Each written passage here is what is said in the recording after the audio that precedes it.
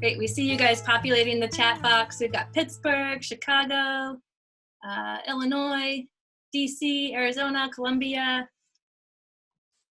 people from all over the place. I guess that's University of Minnesota, or wait, Missouri, and Columbia. So thanks for being here today. We're so excited to have you. Before we start, I just want to go over a couple meeting features that we have for you today. So Megan, if you want to go to the next slide. Throughout our presentation today, we're hoping for it to be interactive as much as possible. We do have a lot of folks here, so we'll have to monitor that a little bit, but we're going to ask you to interact with us through the chat. We're also going to ask you to edit some slides that we've shared with you today. And we're going to ask you to answer some poll questions so that we can tailor our presentation and meeting tips and tricks to your needs. So throughout the presentation, you'll see an icon that's a little chat box. When you see that, that means we want you to write your answers into the chat. And when you see a pencil, that means you should be editing the slides. And Kira has shared the link to the Google Slides in the chat box now. So we'll go ahead and introduce Climate Generation for you guys that don't know us. So Climate Generation is a nonprofit organization based in Minneapolis. We are based on Will Steger's legacy of adventure and exploration in the Arctic, and he created our nonprofit organization with the purpose of empowering people and their communities to engage in climate change solutions. And we work with youth, educators, and communities to do this. And the education team has created a curricula suite that we host online, and these curricula are tailored to social studies, ELA, and science standards, and they touch on different aspects of climate change, and they bring climate change impacts and solutions to classrooms. They're interdisciplinary, science-based, and like I said, they're aligned with different standards that are accepted nationwide. So we're going to be using one of these or a few of these today to show you some resources. Before we begin, we want to acknowledge why we're all here today. We understand that you've gone through a lot in the past, I guess it's been over a month now, to make this transition to online learning or distance learning. And we just want to recognize that we hope you're taking care of yourself as well. We know that teachers tend to put everything into their work, and keeping your body healthy and your mind healthy is equally as important as being there for other folks. So just take care of one another and take care of yourself. And that's partly why we're here today. And this week we want to acknowledge that it's Teacher Appreciation Week. And we're so thankful to have you here and thankful that you've done so much to make our child's experiences in their classrooms better. And in recognition of Teacher Appreciation Week, we'd like to open up an opportunity for you to get free registration to our Stay Institute, which is the virtual adaptation of our Summer Institute for Climate Change Education. So if you live tweet, Instagram, or Facebook during this webinar using the hashtag #TeachClimate or ClimateGen.org, you can enter into a raffle to get free registration. And if you want to know more about our State Institute, there's a link there, and Kira has shared a link in the chat box as well. So at this point, we hope that you have gotten your Google Slides set up and that your audio is muted and your video is off, and that you can see Megan and I. And we're going to get started into the content. All right, thanks, Megan. So our goals today are to have a discussion about classroom engagement and connection. And connection here, I'm talking about connection between students and teachers, between students, and connection as in group work or creating relationships. And then we're going to move into talking about how storytelling and literature can help boost engagement and connection in your classroom, especially right now, having to be online or distance.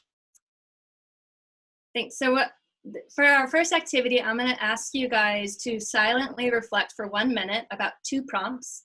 And then after that silent reflection, we're going to have an opportunity to edit the slides and share our thoughts. So our 2 prompts today are, what methods are you using to engage your students? And that can be right now, which we recognize that's very different than what it would have been a month ago or 2 months ago. And we want to know, how are you making space for connections? Again, knowing that connections, we mean collaborations, relationship building, group work, etc. So just take a moment. You can write those ideas down or you can hold them in your mind.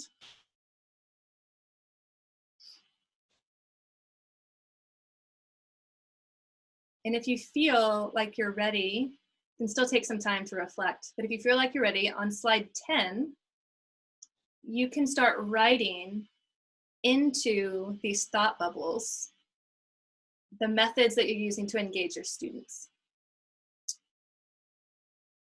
And you can just pick a bubble and start typing in. And we're going to give everyone about 2 minutes to do this. So take your time. You can also, there's a little reservoir of additional bubbles at the bottom left-hand corner of the slide. So you can actually change your view to work outside of the slide too, if you feel like it.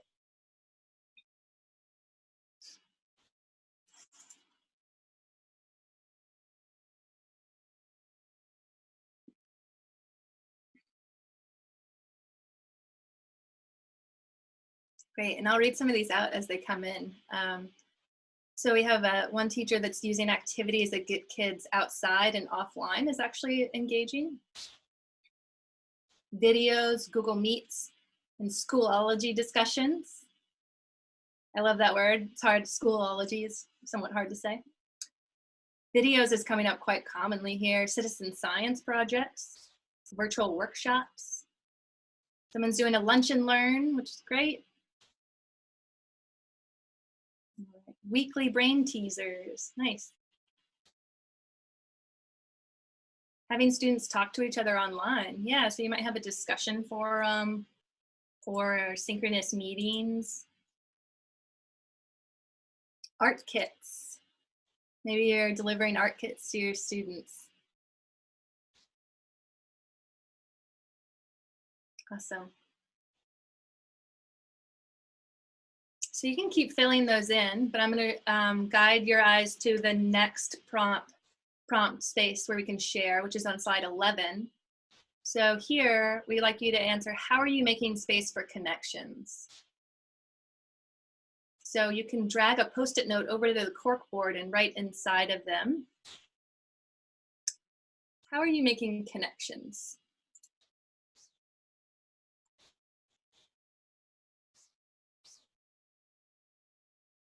And if you're having problems because maybe you're joining us from a phone, you can share answers to these prompts into the chat, and we will monitor that and cut and paste them over.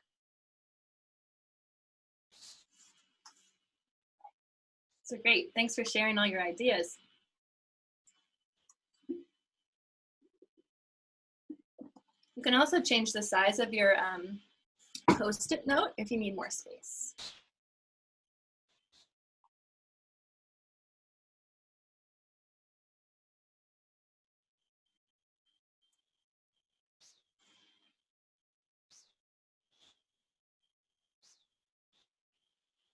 Great, so fun to see these ideas. So once one person created a blog for their classes and they tried to engage in discussions on the blog. Another has provided families and teachers with lessons that they can do in their backyard. So teachers collecting student videos. It's great that students might have made from home. Presentations and discussions. Weekly check-ins. Great, and encouraging kids to help one another in their own personal meetings. That's really great. Awesome, so if you want to keep adding to those thoughts, these slides will be available to you after this presentation, so this can just be a hub for your ideas and other teachers' ideas. So I just wanted to go over our ideas about what engagement and connection look like in classrooms right now. Thanks, Megan. So student engagement is really at the confluence of the student, the teacher, and the content, which is this pretty standard definition of what engagement is, especially in traditional classrooms. And it looks very similar to right now in online, but I just want to talk a little bit about our ideas about engagement and connection. So, sorry, I just lost my place. So relationships between teachers and students and between students, the relevance of content to student and teachers' lives and interests, and teacher knowledge of the contents plays vital roles in building engagement in the classroom. And those components also hold true during times of crises. So today, though, we're going to focus more specifically on relationships and relevance. And during times of crises, students and teachers' emotions are really stretched thin, as you know. our lives are altered completely, and the connection to classroom and non-school lives can become less defined and harder to understand. So relevance and relationships become super important when trying to create a classroom that's engaging and that you want to jump on the computer to join.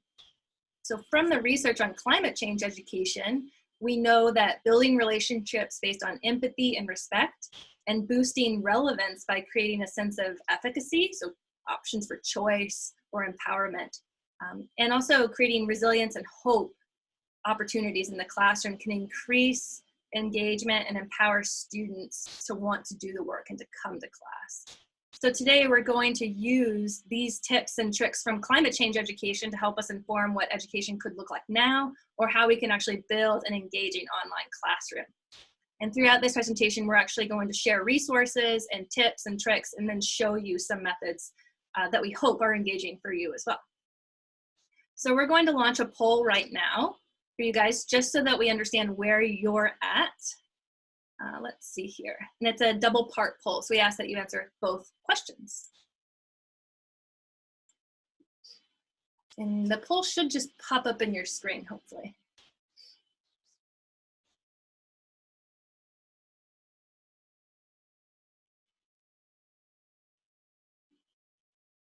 Megan, are you able to see the poll?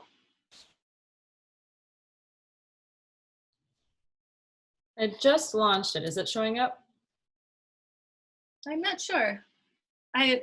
Let's see here. We're not getting any answers, so it must not be showing up, I imagine. Send it.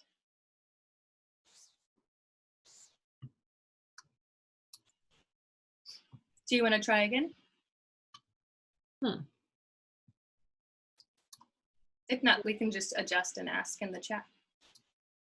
Oh, someone said it just showed up for them. I just did it again. It might. Okay, there we go. The poll came through for a few folks. Is it working?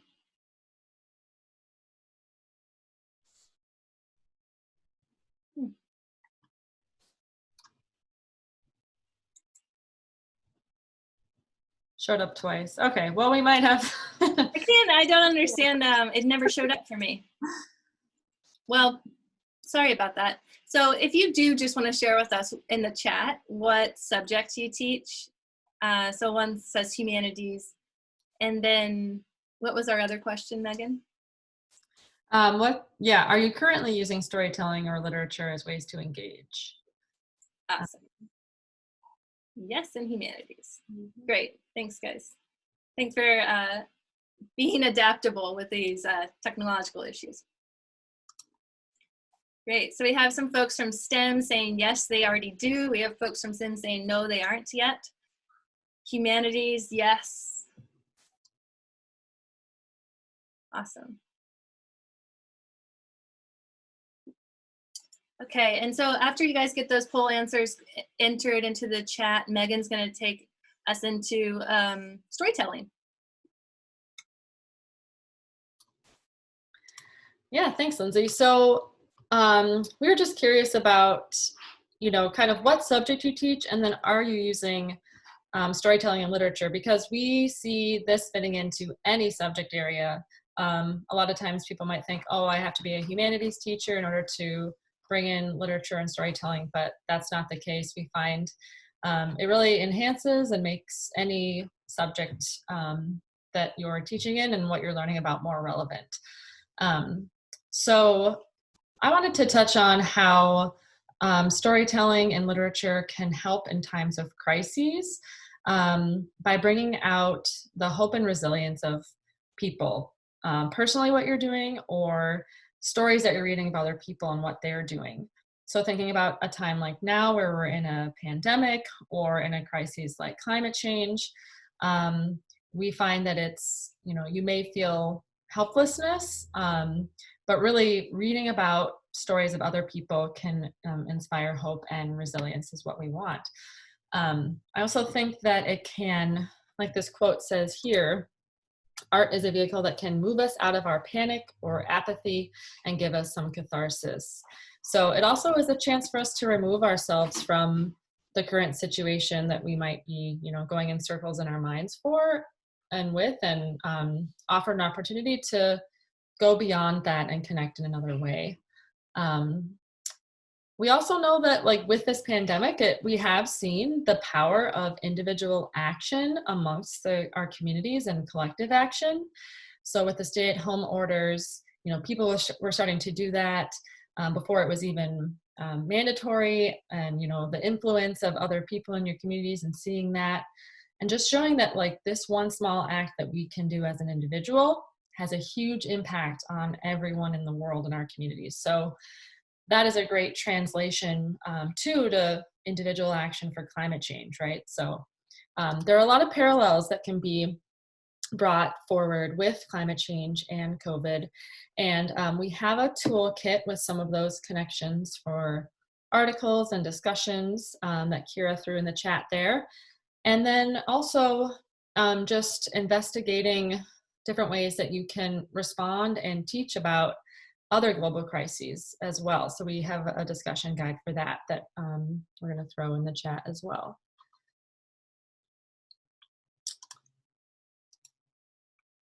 So in pivoting to specifically climate change education and using stories, we really see the power of stories and storytelling at Climate Generation and in climate change education.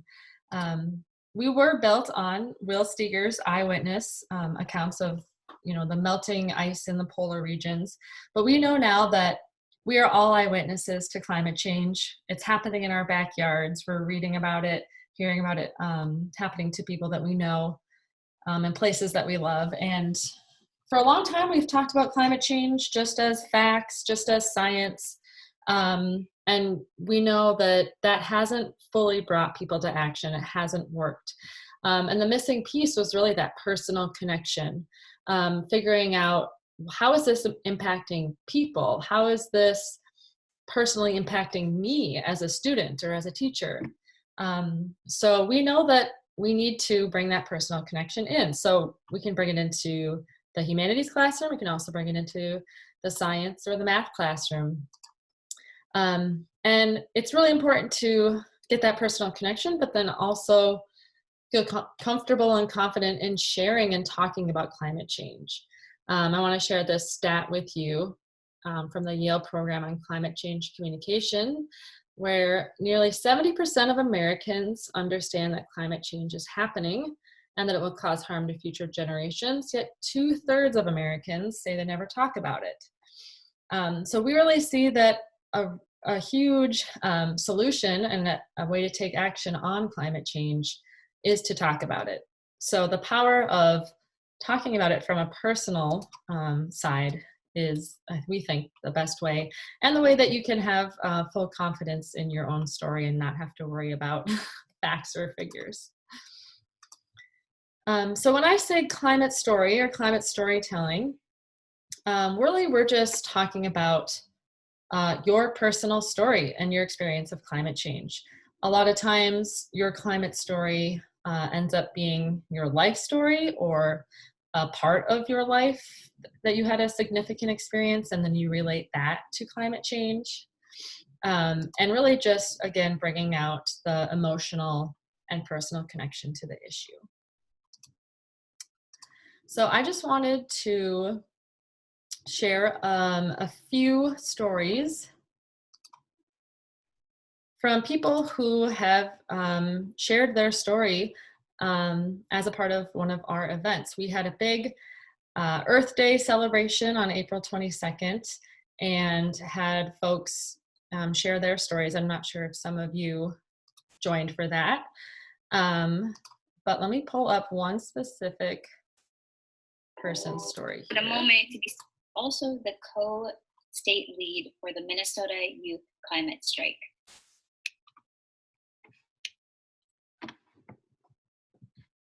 Now we are gonna, can you hear me? Yes, hi Julia, thanks for joining us today. Yeah, thank you guys for having me. We're so glad you could be here. Yeah, so hi everyone, my name is Juwaria Jama. I'm 16 years old and I'm the state lead for the Minnesota Climate Strike. The Minnesota Climate Strike is a chapter under US Climate Strike, and we just work on a lot of climate initiatives across the state. And we have some events planned for today, so if you live in Minnesota, you guys can check us out at MN Climate Strike. And I'll be sharing a spoken word today, just a short piece about Earth Day. My friends tell me stories of their homes in California. How fire swept away the only stability they ever knew, how life could never be the same after it passed. They spent in isolation and loneliness, locked in homes for weeks, not allowed a moment to be selfish because lives were on the line, so I think. Back to today and how we are spending Earth Day stuck in quarantine, contemplating our sacred planet while the climate crisis still lives. This pandemic and the climate movement make my body shiver with uncertainty. Scared for a future that's unknown, scared because our friends and families won't ever get to cross the stage for high school graduation. But most of us never believed we make it to college, right? So what's really the difference? Will it be a pandemic or a crisis that'll make our politicians listen to the voices that have been yelling for decades, yelling that our world needs more than a bandage to fix a century's worth of problems, a century's worth of pollution, contaminated water, and inconsistent weather? I wonder if boomers think any different. How a pandemic could disproportionately affect elders, but we young kids have felt this way ever since. We were born into a world where our future was never guaranteed, so forgive me. I know that these two are not the same. We can't compare a disease to a crisis, but I think that we should take this as a lesson. That everything truly is intersected. I mean, even the oil prices show how unsustainable our systems can be, and how we need system reform before we can ever step foot outside again. I want to step foot outside again and remember what it once felt like. To march across the Capitol and feel a gust of wind, change coming, fresh air, clean water, and I know someday it'll come. That COVID-19 will one day be a distant memory, but a constant reminder of how to be grateful for the time we share in community, in online Zoom meetings and virtual webinars like these. I know that we will have this written down in history. Let it be a reminder that every disease, every pandemic, every crisis has a solution. We just need to fight a little harder to get it. So one day, I pray that I'll be able to reach 30. Have children of my own to live in a world where they can go outside and breathe, where their future is guaranteed, and have no worry about pollution from factories. I pray that everything right now passes, and a change will soon begin, and we will be able to go outside again, praying for a new beginning. We will start again. Thank you. So that was an amazing youth from, you heard the Minnesota Climate Strike. And we really see just the power of youth and using their voices and their perspective in the climate movement. And obviously hers was also related to the pandemic too. So just really empowering and beautiful to have other youth share and listen to their peers and seeing like, oh, I feel that same way too, or this is resonating with me, even though, you know, I might not know this person. So that is again from our storytelling slam, and the crowdcast link that's right there is available for you all to use and watch. And we also have a toolkit right there, the virtual classroom toolkit, that goes along with this slam. So this is a resource for you to use. You can go back to it. It'll be there for indefinitely. So check it out. Check out the other storytellers from that day as well. And then I just wanted to share a portion of another climate story to give you another idea of, you know, just how important it is to hear from people who might have a different perspective or come from a different culture than you. And this is a story from Bob Blake.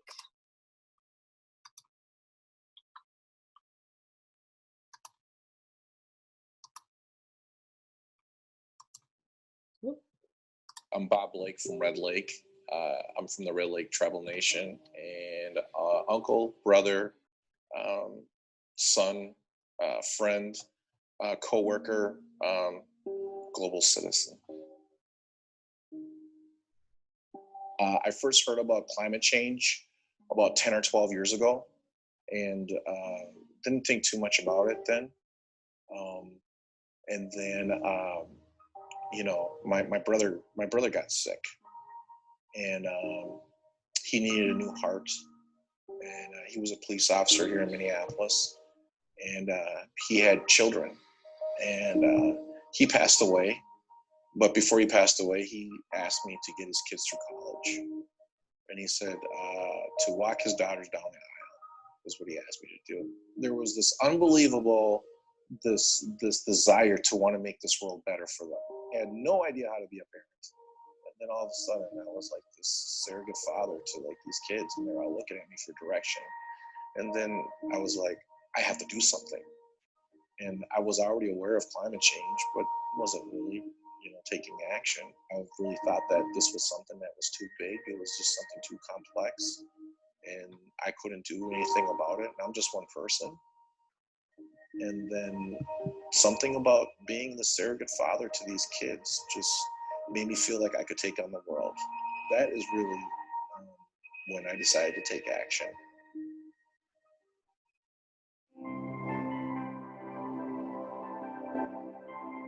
I created a business plan at MCTC. And one of my business management classes on a solar company called Solar Bear. Solar Bear's native name is Gizis Makwa. And Gizis means sun, Makwa means bear. There's a lot of creation stories from native people from the sun. So the Gizis, the sun, plays a really huge role in our cultural teachings. And Makwa, bear, is my mother's clan. So I wanted to pay respect to my mother. And we don't have a name for solar in Ojibwe. But we do have for sun, and so that's the proper pronunciation for it. I'm trying to look back at like trying to maybe see the way that my ancestors have lived. Great. So that was a portion of Bob Blake's climate story, and you can watch the full one on our YouTube page. But really just finding these stories of, you see them really becoming their life story and connecting it to climate. So I know I could watch these all day. They're so wonderful. But I wanted to turn it over to you now, the folks here on the webinar, just to have you start thinking about discovering your own connection to climate change and your climate story. Maybe you've thought about it before, maybe this is really new to you, but on slide 20, I just want you all to respond to this with how you're feeling at the moment. If you could choose an icon and drag it to where you are on this kind of balance of how you're thinking about climate change right now. So it goes from despair to hope, or empowered to powerless. And I know that your feelings can change day to day. Mine definitely do on a big issue like this. But if you want to just drag and drop an icon where you're sitting right now when you think about climate change.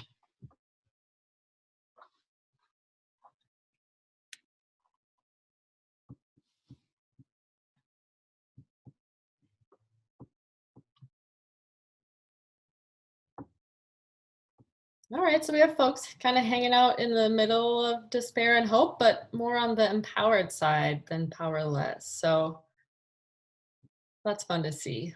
Looks like we're creating a storm or something there. But yeah, it's just great to see. I mean, how would we know if people felt like that if we didn't ask the question? And so maybe seeing that other people feel empowered might make you feel empowered too. And I think that's what the power of storytelling is you never know until you actually really hear how people are personally connecting to this. So on slide 21 then is the storytelling lesson that we have for the classroom and actually for public events as well. So we have the link there that Kira can throw in the chat to a lesson for the classroom. But basically it's showing these 4 prompts that we have here on the slide that basically guide you through journaling and reflection and small group sharing to help you discover your climate story. And those are the same prompts that are in the lesson that are in the link as well. So, you know, starting with a prompt that is completely unrelated to climate change, just an experience that you've had in your life that has shaped who you are. And then further on, you start to really dive into climate change and themes of resiliency and imagining a better future. So for today, if you check out slide 22, I am posing one of the questions, one of the prompts to you all today, and that is, how have you been thinking about climate change lately? So again, if you want to grab a Post-it, pull it over to the slide and write in your answer. And I'll give you a few minutes to do this too, because maybe you don't quite know and you need some time to think. And you can also throw in poetry or bullet points or any way that you'd want to answer this question.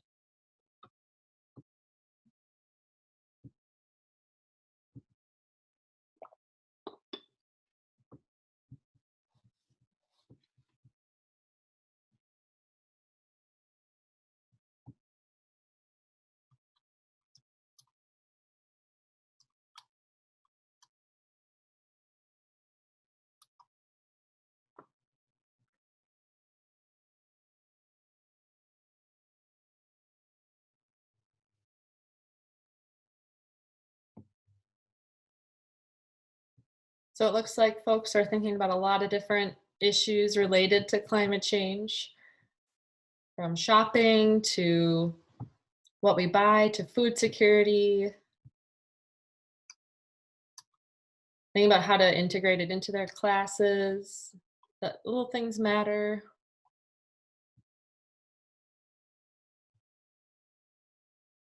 Yeah, so this could be, you know, something that you address with your students individually or along with the entire prompts to get them just to start thinking about how they're thinking about climate change and maybe how that then is personally impacting them. So thanks for sharing. We have ways for you all to then share your story once you have it or your students have it written. And we know that the point here is to share it, is to talk about climate change, to kind of move public opinion on it. And so Climate Generation has a storytelling collection online where we can house your stories. You can go to climatestories.org and check those out, or and try to submit yours. We can also help story coaching, so if you would like that. But encourage your students to share with family, friends, community members, and also thinking about using it to talk with legislators or elected officials and getting them to really make a personal connection and getting a point across about what's important to them. And also sharing it as in a local media outlet as an op-ed is a really great way. And I think readership is up in every news source, so now might be a good time. And then I also wanted to share our most recent resource. Climate Generation has created a book. It's called Eyewitness, Minnesota Voices on Climate Change. And it's actually a collection of all different Minnesotans who have written stories or poetry or artwork on their experience of climate change. And so this book is available for purchase. If you check out climateeyewitness.org, it's $12 for the book and shipping. And then we also have a discussion guide for the classroom to go along with it as well. So again, a lot of stories about resilience and hope and grief and loss and just imagining a better future as well. So check that out.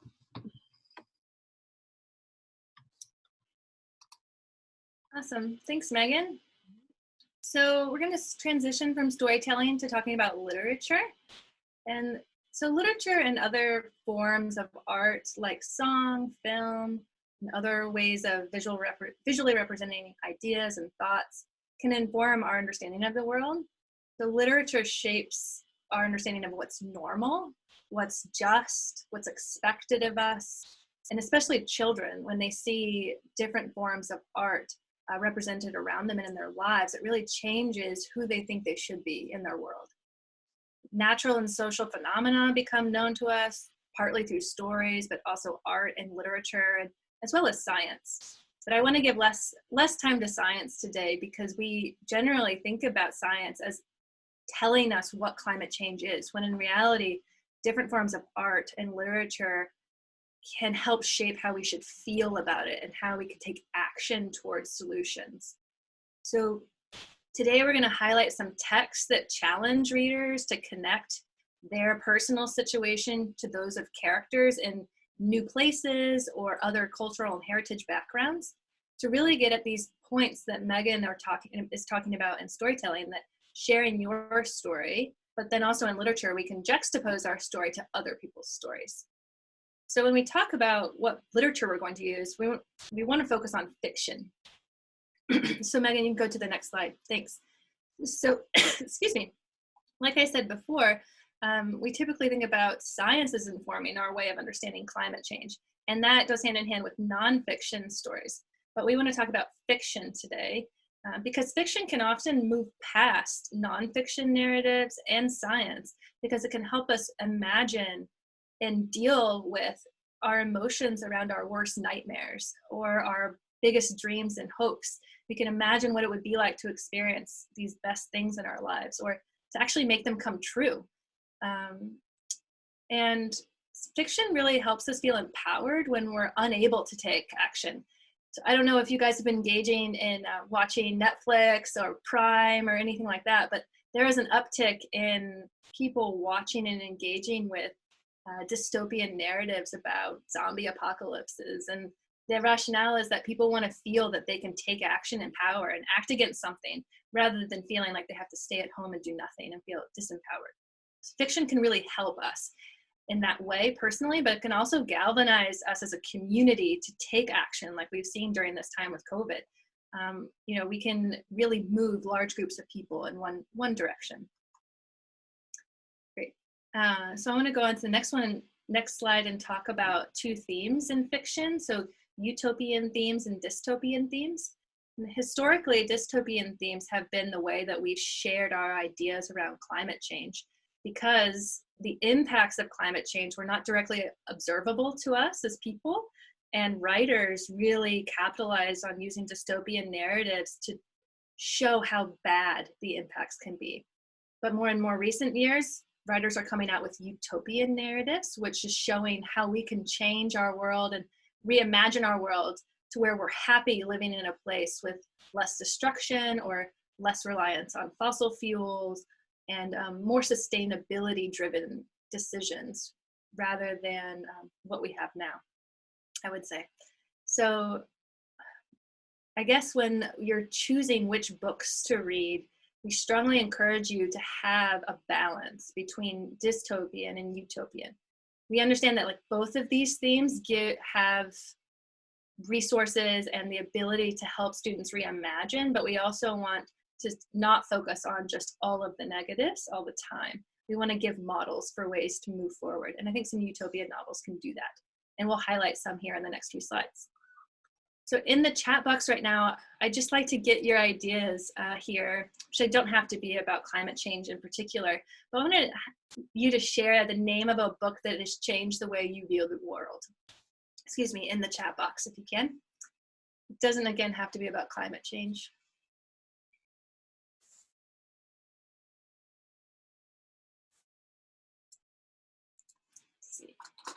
I'll write one in too.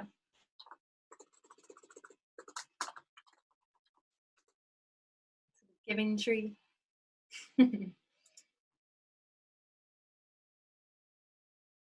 Hopefully some of these will give you some good ideas for what to read in the next few weeks.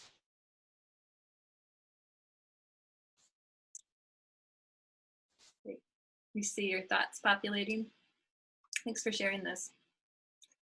So I'll go ahead and move on to talk a little bit more about fiction and its role in classrooms.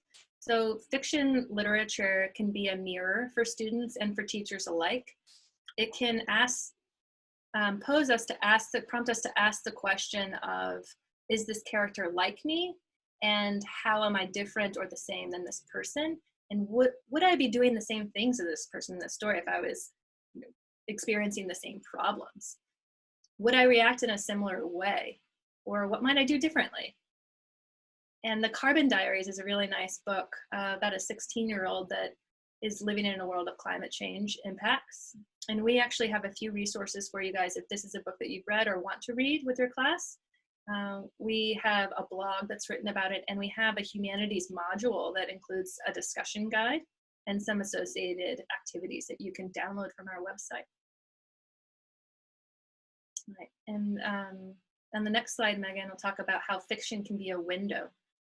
So rather than just a mirror into your own life, climate fiction can be a window into other people's lives that we don't get to meet on a regular basis, especially into the lives of people who are from marginalized communities or smaller underrepresented groups from cultural and different cultural and heritage backgrounds. Also, like I said before, these can help us engage with people from countries that are maybe being blamed for certain things. We had a teacher mentioned how some of her students feel blamed because they come from Asian heritages right now, and they're disproportionately being represented as a cause of COVID in media, which is not accurate, as we all know. So really getting our students to consider what it's like to be from another place or be an other person. It's really important, and these stories can help do that. So I did forget to mention that I tried to put links on all of these photos, book covers, to where you might be able to find them online. I know that that's a problem right now, finding and accessing books, which I'll talk about later, but I did try to find some of these for you. So you can always click on those. And finally, literature can help us develop hope and inspire solutions. So some of these books, fiction books, are not always completely fiction. They're oftentimes based on a true story. Like The Boy Who Harnessed the Wind is written and inspired by a person who helped their community solve a climate change problem. And he's since done a lot of work to really inspire other folks from small communities to do the same. So I linked here, there's actually a new film coming out, or it has come out recently, but we also have a humanities module as well that we've written. And we know several teachers who have used this book in their classroom and have really enjoyed it. So on the next slide, I just want to get some of your ideas about, if you have used fiction. We know that some of you guys have used books in your classrooms, but we want to give some other resources from you, ideas from you to these teachers who haven't done this yet. So I want to know, how have you used fiction in the classroom? Are there any specific activities you've used or ideas that you've helped your students grapple with using fiction?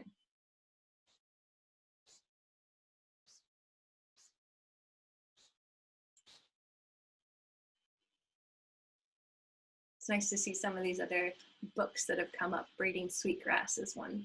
It's really great.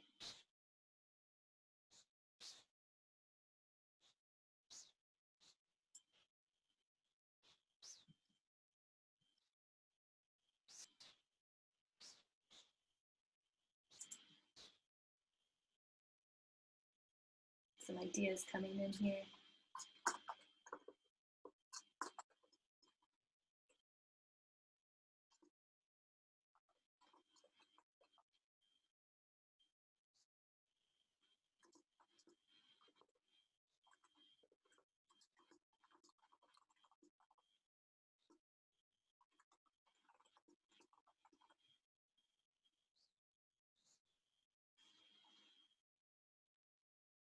Great.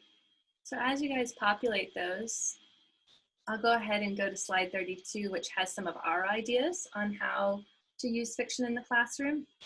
So, one of the things that Megan's done here is actually modeled how you can use prompts that engage ideas that are cross-curricular or cross-subject ideas. So including ways of writing about scientific ideas is really a good way to use fiction. They can write a fictional story about a scientific concept in your STEM class. You can also have them assess the scientific accuracy of a fictional event in a book.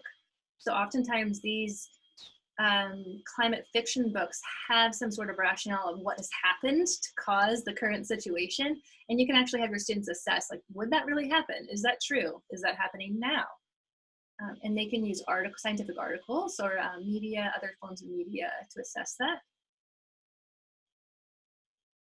Yeah, so someone in the chat also wrote, write a letter to a character or to the author. So making personal connections is a great way.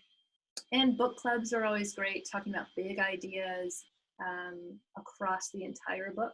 You can also chunk it down into small sections, maybe one chapter or one particular idea that is relevant to the entire book as well. So we go over some of these ideas and ways of using climate fiction in classrooms in our humanities modules, and we have a separate discussion guide.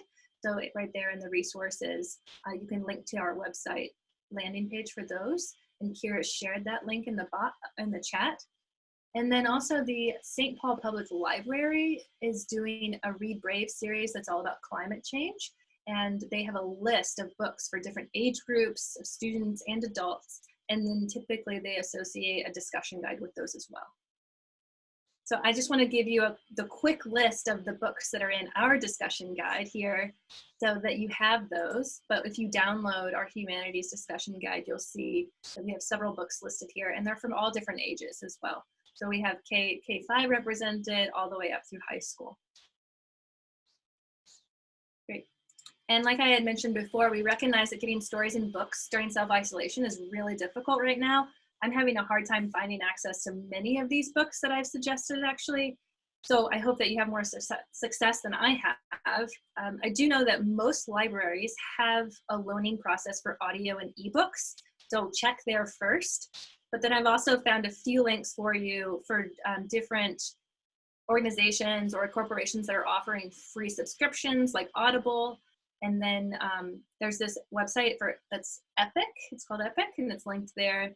I guess it's mostly activity books online, but there are some story books online. And then also the really cool thing right now during social isolation is that celebrities and other folks are getting online and actually narrating children's stories. So I've put some links there and then some hashtags that you can follow on Twitter that are sharing those things. The other thing is librarians now, some are actually creating their own streamable story times. So there's a how-to link there from a library journal, but then also recognize that there are some copyright issues. So make sure you read copyright ideas and suggestions if you want to go that direction. Great. So right now we'd like to just prompt you, if you have any questions, just go ahead and throw them in the chat, and Kira is going to collate them and then we'll try to answer them. But we did have a few more resources that we wanted to share with you before you guys go. Yeah, so we have been doing quite a few distance and virtual webinars and kind of gathering all of our resources and things for US teachers. So if you want to check back at things that we have already done that you didn't get a chance to see, those are 2 links there. So that is first a blog, just kind of listing what we thought were good virtual resources from our website. And then we have our past webinars there on YouTube that you can check out as well. And this webinar will also be up there on YouTube. So check those out. And then also earlier we said, you know, if you tweet or share on Instagram or Facebook today, you can be entered in for a chance to win a free registration for the Stay Institute for Climate Change Education. So this is on July 22nd through 24th, 3 days of really how to integrate climate change into whatever subject area that you teach. We are partnering with NOAA and then the Wild Center's Youth Climate Program to put on this virtual conference. So you can see more information there on our website. And we also are offering scholarships as well to attend. And then we also, some of you I think are already involved in this and have joined our monthly calls, but the Teach Climate Network is a network of teachers from across the country that are dedicated to teaching climate change, talking about books, current events, getting to know each other, and we share resources and tips and things with you all. And our next meeting is on May 26th. And we're going to talk about kind of solutions in the future. So The World We Made is a book that kind of mimics Drawdown in its solutions to climate change, but things that are, you know, possibly going to happen in the future. So we're going to kind of cover those two books as solutions and looking to the future at the end of May. So join us for that. And again, engage with us on social media. Lindsay and I are happy to get emails from you all with any questions or follow-up or anything like that. We're happy to help out any way we can. So yeah, Kira, was there any further questions, or Lindsay, did you see any others at the moment? Kira says there's nothing that's come up at the end here. I did see someone asked about getting access to the St. Paul Public Library's list, and Kira shared that in the chat, which I'll go ahead and reshare just in case anyone didn't see that. This is a list of their books for their Read Brave series. And they also have, if you haven't been on there, before we started doing social distancing, they actually did some author interviews. So if you wanted to hear from the authors, so like the, oh gosh, the name just went out of my mind. The Marrow Thieves author, Cherie Dimeline, actually did a great interview, and it's hosted on their website. And she talks a lot about Indigenous voices in narratives and how to incorporate Native ways of knowing into books and into your classrooms too. So it's a great resource. Yeah. Do you have any questions that you saw come up, Megan? No, I think that was good. So we will send out an email with the links to these slides again that you can use and get all the links again and share with others. And yeah, again, follow up with us with any questions. We're here to help, and thanks for joining us today. Yeah, thanks everyone. Happy Teacher Appreciation Week. Yeah. We appreciate you. So we hope you all have a good day.